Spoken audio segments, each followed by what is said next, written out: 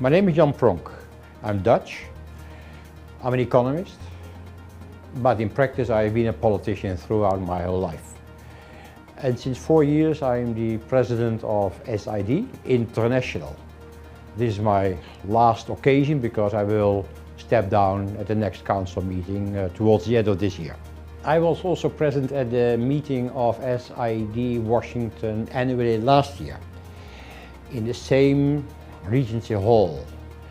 There I had to listen to many statements, long statements, which at a certain moment becomes a bit dull.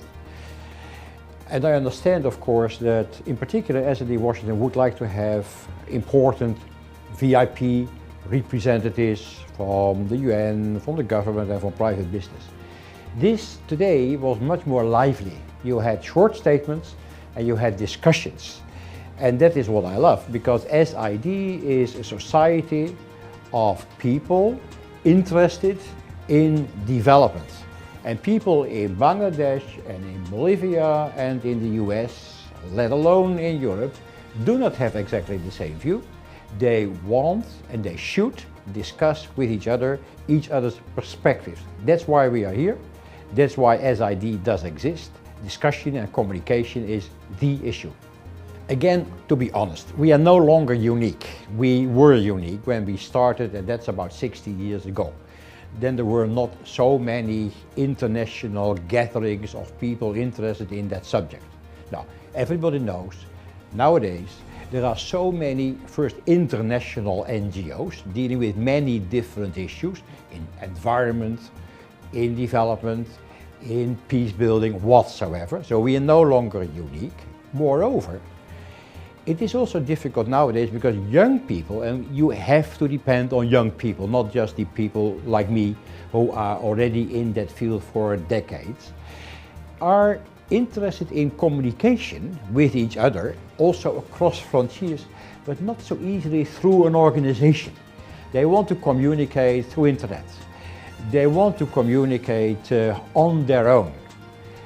So that means that organizations such as the NGOs, including SID, do have a different life nowadays. Because you become, in the eyes of young people, perhaps an old-fashioned structure. They communicate in a different way. And the unique challenge to SID at the moment is to communicate again, to connect again with the young. Which is so important because there are so many young people in so many different countries interested in change, interested also in communication with other young people across frontiers from a different culture. And that's why SID ought to exist and ought to be revived. That is indeed one of my difficulties as a president, how to do it, because I thought this was the main challenge when I started a couple of years ago. In particular, because the national chapters, unlike, by the way, Washington, because you are the strongest chapter of SID in all countries, do not attract so many new young people, because people want to go to meetings, want to talk, but do not want to commit themselves to be a member of an organization. And that means that all national chapters are in difficulty. I see that, for instance, also in countries such as Germany, which always did have strong national chapter. So you need in the national chapters to get meetings and communication possibilities which are interesting for young people in particular to talk with each other. And that is mainly students. Not only students of development, but students of international relations, students of economics, of international law, dealing with these issues. But they also need to communicate with people across frontiers. We have improved our journal, definitely. It's more interesting than a couple of years ago. It is high level, not long articles, but up to standard. We have improved our forum-based discussion on our website, and it has attracted many more people who are interested in talking with each other through this new form of communication, which we started a bit too late as compared to many others in the world. But in addition, of course, you need also seminars, meetings where people meet each other, talk with each other, not only through internet. And for that reason, this conference is so important. We have organized a number of seminars, but it is difficult at the moment because we do not have enough financial possibilities for doing so. And we hope very much that this conference will give a new boost also to that form of physical communication. I don't have to tell anything to the SID-Washington chapter people because they know very well how they are organizing their own setup.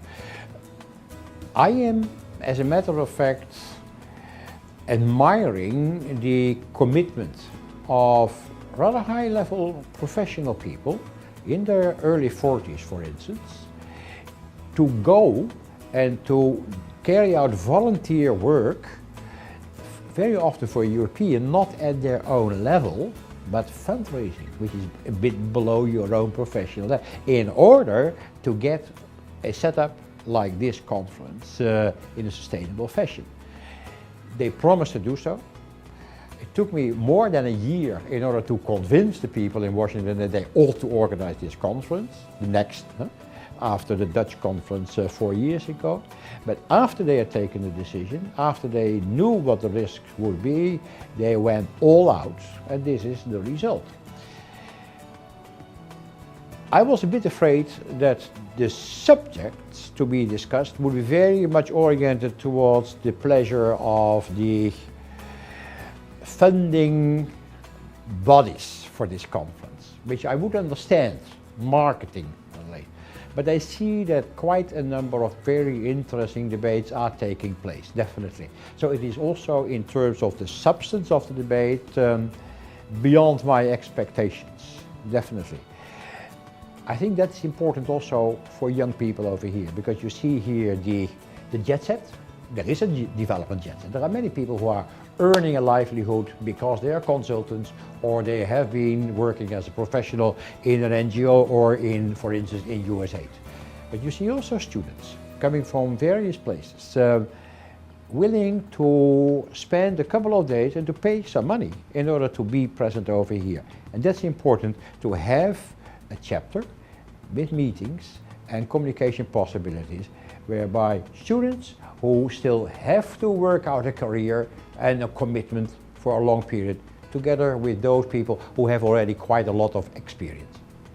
I hope that SID as a whole really will discuss the future challenges.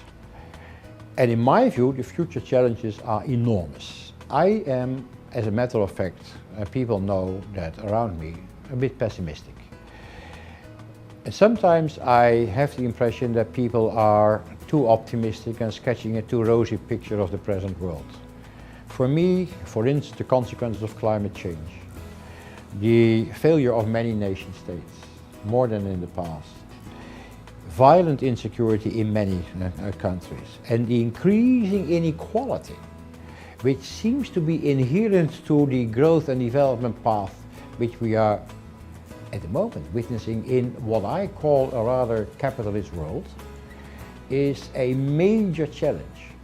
And I hope that SID in all countries will be able to